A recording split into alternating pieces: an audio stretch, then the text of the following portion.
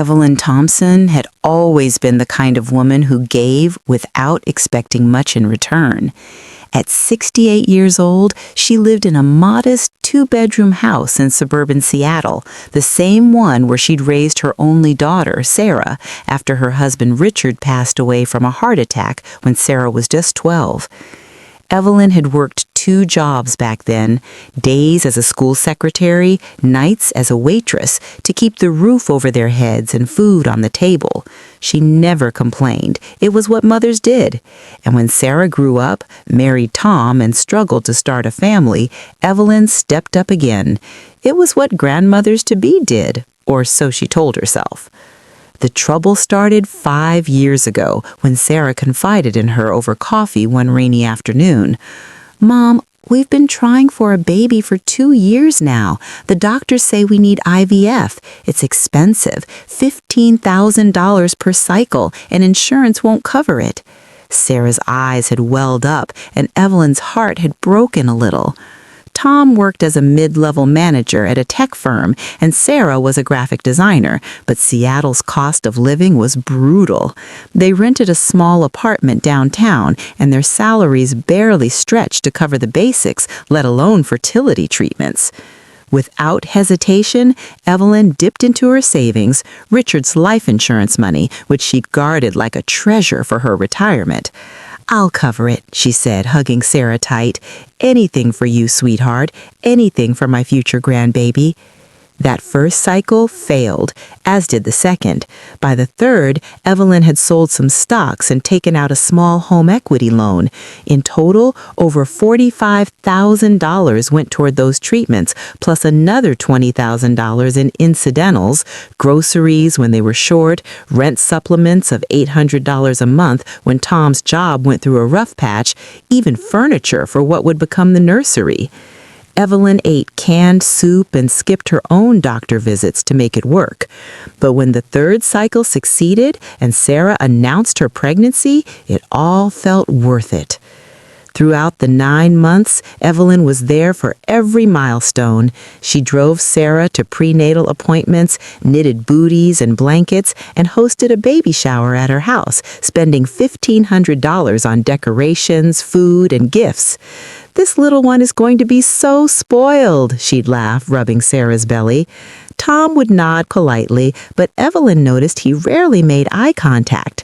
Sarah's in-laws, the Harrisons, lived across town and were well off, retired with a lake house, but they contributed little beyond occasional visits. Evelyn didn't mind. She was the rock, the provider. As Sarah's due date approached, Evelyn prepared meticulously. She packed a hospital bag for herself, snacks, a change of clothes, the handmade quilt she'd sewn with pink and blue threads, symbolizing hope for whatever the baby might be. Sarah had kept the gender a surprise, wanting that magical reveal in the delivery room. Evelyn imagined the moment, holding her grandchild for the first time, tears streaming down her face, Sarah beaming at her with gratitude. The call came at 2 a.m. on a stormy November night. "Mom, it's time! My water broke! We're heading to the hospital!" Sarah's voice was excited, breathless. Evelyn bolted out of bed, her heart racing. She arrived at Seattle General within 30 minutes, clutching the quilt and a bouquet of pink balloons she'd bought weeks in advance. The waiting room was quiet, sterile, with fluorescent lights buzzing overhead. She texted Sarah, "I'm here, honey. Let me know when I can come in." Hours ticked by. Evelyn paced, sipping bad coffee from a vending machine. At dawn, she saw the Harrisons arrive, Tom's parents, elegant in their wool coats, carrying a massive gift basket. They nodded curtly at Evelyn before disappearing down the hall toward the maternity ward. Evelyn's stomach twisted, but she brushed it off. Maybe they were just checking in. By noon, her phone buzzed with a text from Tom. "Baby's here! Healthy girl! Sarah's resting!" Evelyn's eyes filled with tears. A granddaughter!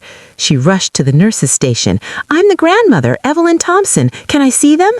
The nurse checked her clipboard. "Let me see. Thompson room. They're allowing visitors now, but family only for the first hour." Evelyn smiled, relieved. Family, that's what she was. But when she reached the door was ajar and laughter spilled out. Peeking in, she saw Sarah propped up in bed, cradling a tiny bundle. Tom stood beside her, grinning. The Harrisons were there, cooing over the baby, snapping photos with their phones. Tom's sister had arrived too, passing around champagne flutes for a toast. No one noticed Evelyn at the door. She knocked softly.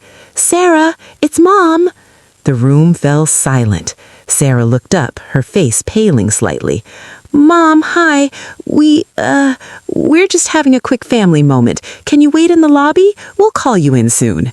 Evelyn froze, the quilt heavy in her arms. "Family moment? But I am family. I want to meet my granddaughter." Tom shifted uncomfortably. "Evelyn, it's been a long labor. Sarah needs rest. We're keeping it immediate family only today. You understand, right?" Immediate family. The word sliced through her like a knife. Her who had paid for the very chance of this baby's existence, who had sacrificed her golden years for their dreams. Not immediate enough. She stood there, balloons wilting in her grip as the door closed gently but firmly in her face. Back in the waiting room, she scrolled through social media on her phone, numb. And there it was, Tom's post already up. "Welcome to the world, baby Amelia, surrounded by the best family ever." Photos of the Harrisons holding the newborn, Sarah's tired but happy smile, Tom's arm around his parents. No mention of Evelyn, no empty spot for her in the frame. The drive home was a blur of tears and rain-slicked roads. She hung the quilt over the crib she'd set up in her spare room, just in case, and cried herself to sleep. A month passed. Evelyn sent texts. "How's Amelia? Can I visit?" Replies were sparse. "Busy with newborn stuff. Soon." She mailed gifts, a silver rattle, onesies, formula, spending another $200. No thank yous came. Then, one crisp December morning, Sarah called. Her voice was shaky, desperate. "Mom, hi. Listen, the mortgage on our new place is overdue. We upgraded to a house last month, better for the baby, and the payment bounced. Pediatrician bills are piling up. You usually send the transfer by the 1st. Did you forget?" Evelyn sat at her kitchen table, staring at the quilt folded neatly on the chair across from her, the one Amelia would never use. "No, Sarah, I didn't forget." There was a pause. "Then can you send it now? We're in a bind. The landlord, the bank, is threatening late fees." Evelyn took a deep breath, her voice steady for the first time in weeks. "I'm sorry, sweetheart. I only help family." Sarah laughed nervously. "What? Mom, you are family. Don't be silly." "No," Evelyn said, echoing Tom's words from the hospital. "I'm the person you decided wasn't family enough to meet her granddaughter on the day she was born, not immediate enough for that sacred moment." "Mom, it was chaotic. Labor was 18 hours. We were exhausted. The Harrisons just showed up." "And I didn't? I was there first, waiting all night, but you let them in and shut me out." Sarah's tone shifted to pleading. "Please, Mom, this isn't about the hospital. We need help. Amelia needs a stable home." Evelyn's heart ached at the mention of the baby, but something inside her had hardened. "Amelia has 2 parents and 2 sets of grandparents who are immediate family. Let them help. I've given enough. $65,000 over 5 years. Rent, groceries, IVF. My retirement fund is half gone. And for what? To be treated like an outsider?" The line went silent. Then Sarah whispered, "We love you, Mom. You're important to us." Important enough for money, but not for memories. Evelyn hung up, her hands trembling. For the first time, she didn't feel guilty. She felt free. Word spread quickly in their small family circle. Tom's mother called that afternoon, her voice dripping with condescension. "Evelyn, dear, I hear there's been a misunderstanding. Sarah's distraught. They can't afford that house without your help. Think of the baby." "I am thinking of the baby, and of myself. I've thought of everyone else for too long." By evening, Tom was at her door, pounding insistently. Evelyn peered through the peephole, seeing his flushed face. She opened it a crack. "What do you want, Tom?" To talk sense into you, Sarah's crying nonstop. The bank's calling. We counted on that $800. You counted on my money, not on me. He ran a hand through his hair. Look, the hospital thing, we messed up. It was overwhelming. But cutting us off? That's cruel. After all you've done? All I've done, Evelyn echoed bitterly. Yes, let's tally it. $45,000 for IVF so you could have Amelia, $24,000 in rent help, $10,000 in groceries and bills, gifts, emergencies, another $15,000 easy. $94,000 total, Tom, from a widow's savings, and I wasn't even allowed to hold my granddaughter. Tom's eyes widened. He hadn't realized the full amount. We appreciate it, really, but we need more time to get on our feet. No, Evelyn said firmly. You need to stand on your own. Goodbye, Tom. She closed the door, locked it, and slid down to the floor, sobbing. Not for them, but for the years she'd lost, the dreams she'd deferred. That night, she pored over her bank statements, confirming the staggering sum. $94,000. Enough for a world cruise, a new car, or just peaceful retirement. Gone to people who saw her as a wallet, not a woman. The next day, Evelyn called her old friend Margaret, a retired accountant. I need advice. How do I protect what's left? Margaret came over with coffee and spreadsheets. First, cancel any automatic transfers, change your account passwords, update your will, leave it to charities or distant relatives if you want. And Evelyn, start living for you. Inspired, Evelyn drove to the bank. The teller, a young woman named Lisa, who'd processed her transfers for years, looked surprised. Mrs. Thompson, the usual to Sarah's account? No, Lisa. Cancel it all, and I'd like to open a new savings account, just for me. As she left the bank, her phone rang. Sarah again. Evelyn let it go to voicemail. Mom, please, we're family. Amelia asks about you. A lie. The baby was a month old. Evelyn deleted it and headed to the travel agency. She booked a solo trip to Hawaii, $3,000, her first vacation in a decade. Aloha to me, she whispered. But the peace didn't last. A week later, Evelyn returned from grocery shopping to find Sarah's car in her driveway. Inside, Sarah sat at the kitchen table, Amelia in a carrier beside her. The baby's tiny face peeked out, and Evelyn's resolve wavered. Sarah, what are you doing here? I used my key. We need to talk, Mom, face to face. Sarah's eyes were red-rimmed. Look at her, your granddaughter. Don't you want to hold her? Evelyn's arms ached too. She stepped closer, peering at Amelia's button nose, the tuft of dark hair like Sarah's as a baby. She's beautiful. Then help us, for her. Evelyn straightened. No, using her as bait? That's low even for you. Sarah's face hardened. Fine, if you won't help willingly, we'll make you. Tom's talking to a lawyer, elder abuse, financial exploitation in reverse or something. You promised to support us. Evelyn laughed incredulously. Promised? I gave out of love, and you repaid with exclusion. We'll see what a judge says. Sarah scooped up the carrier and stormed out, Amelia waking with a cry. Shaken, Evelyn called Margaret. They threatened legal action. Can they do that? Margaret sighed. It's bluffing, probably, but get a lawyer yourself. Evelyn hired Miss Carla Ruiz, a sharp family law attorney specializing in elder rights. Mrs. Thompson, this is classic manipulation. Document everything. Texts, calls, the sums you've given. We'll counter any claims.